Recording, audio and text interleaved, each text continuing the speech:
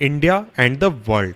और इसके पहले के जो टॉपिक हैं और इसके पहले का जो कंटेंट है उसको हमने पिछले वीडियो में डिस्कस किया है, इसलिए पिछले वीडियो को देखने के बाद ही इस वीडियो को आप कंटिन्यू करें। तो अब हम पढ़ते हैं इस टॉपिक को जिसका नाम है इंडिया एंड द वर्ल्ड। तो देखिए इसमें सिंपली हम बात करने वाले हैं इंडिया के बारे में और उसके वर्ल्ड के साथ रिलेशन के बारे में और इंडिया के पड़ोसियों के बारे में और भी चीज़ों के बारे में। तो आइए हम शुरुआत करते हैं। तो देखिए जो इंडियन लैंड मास है यानी जो इंडिया है उसके पास एक तरीके से सेंट्रल लोकेशन है ईस्ट और वेस्ट एशिया के बीच में, और इसके साथ ही जो इंडिया है वो एक तरीके से साउथवर्ड एक्सटेंशन है एशियन कॉन्टिनेंट का। तो इन दोनों चीज़ों को मैं पहले आपके सामने क्लियर कर देता हूँ कि आखिर मैं यहाँ पर क्या कह रहा हूँ और ये किताब आपको समझाना क्या चाहता है। तो ये देखिए यहाँ पर हमारे पास वर्ल्ड मैप है और वर्ल्ड मैप में देख सकते हैं एशिया को यहाँ पर हाईलाइट किया गया है येलो कलर में, और इसमें आप जिस तरीके से देख सकते हैं जो इंडियन सब कॉन्टिनेंट है या फिर इंडिया जो कंट्री है वो पूरी तरीके से एशिया के सेंटर में आती है। तो इसको आप अगर बीचों बीच इस तरीके से देखें तो आधा इधर सेंटर में हमारा क्या आ जाता है, इंडिया आ जाता है। ये जगह हमारा इंडिया सेंटर में आ जाता है, और इसके साथ ही जो इंडिया है वो देखने में ऐसा लगता है कि जो इंडिया है उसको अलग से इस एशिया में जोड़ा गया है, और ये एक तरीके से एक्सटेंशन है इस पूरे एशिया का, साउथवर्ड एक्सटेंशन है, इसको साउथ की तरफ बाहर निकाला गया है, खींच के निकाला गया, इस तरीके का देखने में हमें फील होता है। तो इन दोनों चीज़ों को आपने यहाँ पर समझ लिया, इन दोनों चीज़ों को की बारे में हमने यहाँ पर बात कर ली। और इसके अलावा एक चीज़ यहाँ पर आपको ध्यान रखनी चाहिए कि देखिए जो इंडियन ओशियन से जो रूट्स होकर गुजरते हैं जो कि यूरोप के कंट्रीज़ को या फिर वेस्ट के कंट्रीज़ को कनेक्ट करते हैं ईस्ट एशिया के कंट्रीज़ से, तो इस वजह से जो इंडिया है उसके पास काफ़ी एक स्ट्रेटेजिक सेंट्रल लोकेशन है इस पूरे इंडियन ओशियन में, जिसकी वजह से जो पूरा ट्रेड रूट है उसके ऊपर इंडिया चाहे तो निगाह रख सकता है, कंट्रोल रख सकता है। तो इसलिए हम कह सकते हैं कि इंडिया के पास काफ़ी स्ट्रेटेजिक लोकेशन है। और आपको ये ध्यान रखना चाहिए कि जो डेक्कन पेनिनसुला है वो एक तरीके से इंडियन ओशियन की ओर बाहर निकला हुआ है, और इस वजह से इंडिया जो है वो वेस्ट एशिया के साथ भी क्लोज कॉन्टैक्ट रख सकता है, और इसके साथ ही अफ्रीका और यूरोप के साथ भी, और इसके साथ ही वेस्टर्न कोस्ट जो है हमारा, और इसके साथ ही साउथ ईस्ट जो है या फिर ईस्ट एशिया, इन सभी जगहों पर जितने भी कंट्रीज़ हैं उनके साथ इंडिया जो है वो आसानी से रिलेशन रख सकता है। तो इसको भी मैं थोड़ा मैप के ज़रिए समझा देता हूँ। तो देखिए यहाँ पर आप देख सकते हैं इंडिया है, इस जगह पर इंडिया है हमारा। तो इंडिया की अगर हम बात करें तो ये जो रीजन है ये रीजन, तो इस तरफ से हम अफ्रीका से भी कांटेक्ट रख सकते हैं, अफ्रीका से भी, वेस्ट एशिया से भी, यूरोप से भी, नॉर्थ अमेरिका, साउथ अमेरिका, सभी से हम इस तरफ से ट्रेड कर सकते हैं, रिलेशन रख सकते हैं। और इधर जो हमारा ईस्ट एशिया है या फिर जो हमारा और भी रीजन है ऑस्ट्रेलिया है, इन सभी के साथ इस तरफ से हम ट्रेड कर सकते हैं। तो इस तरीके से जो ये बाहर निकला हुआ है इंडिया का ये कोना, इसकी वजह से हम जो हमारा ईस्टर्न पार्ट है उसके साथ भी ट्रेड कर सकते हैं आसानी से ईस्ट वर्ल्ड के साथ, और जो वेस्ट वर्ल्ड है उसके साथ भी ट्रेड आसानी से कर सकते हैं या फिर रिलेशनशिप रख सकते हैं।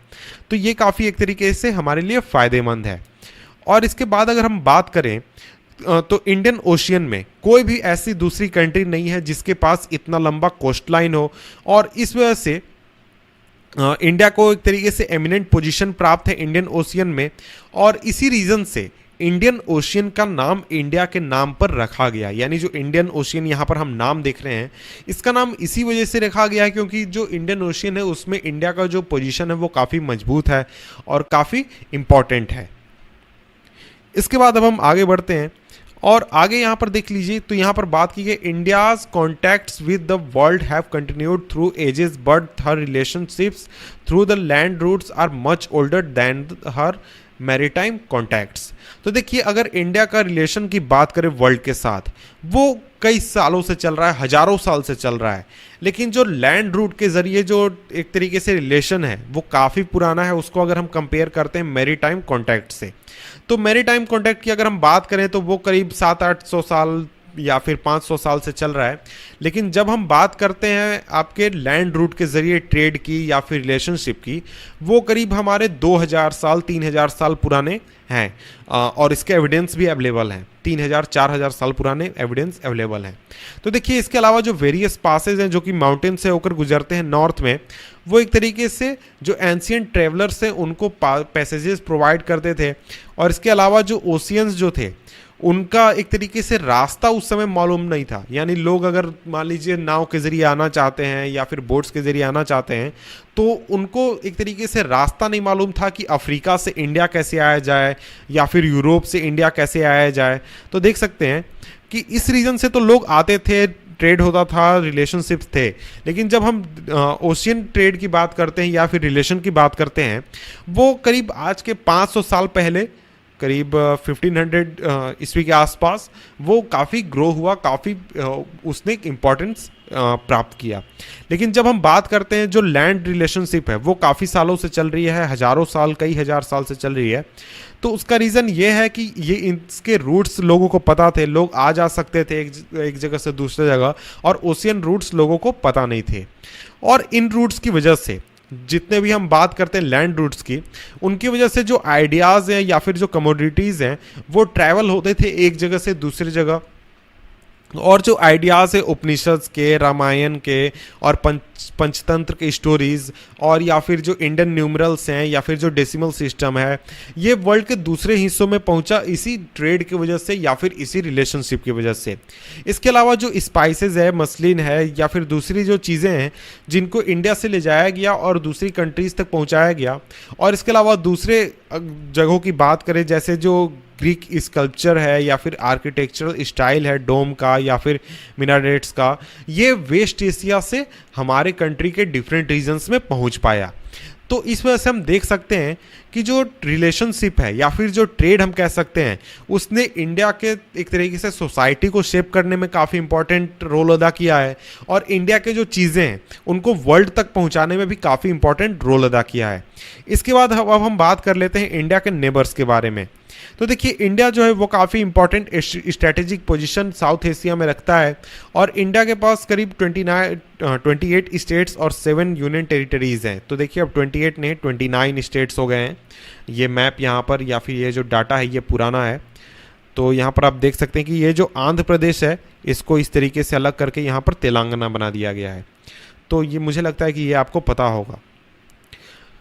तो देखिए इंडिया जो है वो अपने लैंड बाउंड्रीज़ को पाकिस्तान, अफ़गानिस्तान, चाइना, नेपाल, भूटान, म्यांमार, बांग्लादेश के साथ शेयर करता है। और इसके अलावा जो सदर्न नेबर्स हैं जो कि सी के ज़रिए सी में नेबर्स हैं, वो 2 आइलैंड कंट्रीज़ हैं जो कि हमारे श्रीलंका है और मालदीव्स हैं। श्रीलंका और मालदीव्स हैं। जो श्रीलंका है वो सिर्फ एक नैरो चैनल के ज़रिए सेपरेटेड है जिसे कि हम पाल्क स्ट्रेट कहते हैं या फिर गल्फ ऑफ मन्नार कहते हैं।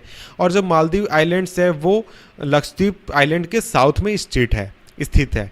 और जो इंडिया है उसके पास एक तरीके से स्ट्रॉन्ग जियोग्राफिकल और हिस्टोरिकल लिंक है उसके नेबर्स के साथ। और अगर आप फिजिकल मैप देखें एशिया का, तो उसमें आप देख सकते हैं कि जो इंडिया है वो पूरे एशिया से बिल्कुल अलग दिखता है और अलग नेचर में है। तो यहाँ पर आप जैसे देख सकते हैं कि जो चाइना है या फिर और भी जो दूसरे रीजन्स हैं उन सभी से अलग हमारा ये रीजन है। और ये जो हमारा रीजन है जिसमें अफ़गानिस्तान आ जाता है, पाकिस्तान आ जाता है, इंडिया, नेपाल, भूटान, बांग्लादेश, ये सभी जो आ जाते हैं, इनको हम एक तरीके से साउथ ईस्ट एशिया कहते हैं या फिर हम इंडियन सब कॉन्टिनेंट कहते हैं। इंडियन सब कॉन्टिनेंट हम इसलिए कहते हैं क्योंकि अगर आप एशिया में तो इसे हम इंक्लूड करते हैं, लेकिन एशिया में इंक्लूड करने के अलावा एशिया से काफ़ी अलग इनका नेचर है। इस पूरे रीजन का अपना एक नेचर है, अपना एक स्टाइल है, अपना एक इन्वायरमेंट है, अपना एक क्लाइमेट है, और ये पूरे एशिया से अलग है, पूरे एशिया से डिफरेंट है। तो इसीलिए हम इस रीजन को इंडियन सबकॉन्टिनेंट भी कहते हैं। तो देखिए यहीं पर हमारा ये चैप्टर खत्म होता है। तो मिलते हैं आपसे हम नेक्स्ट वीडियो में नेक्स्ट चैप्टर के साथ। तब तक के लिए गुड बाय।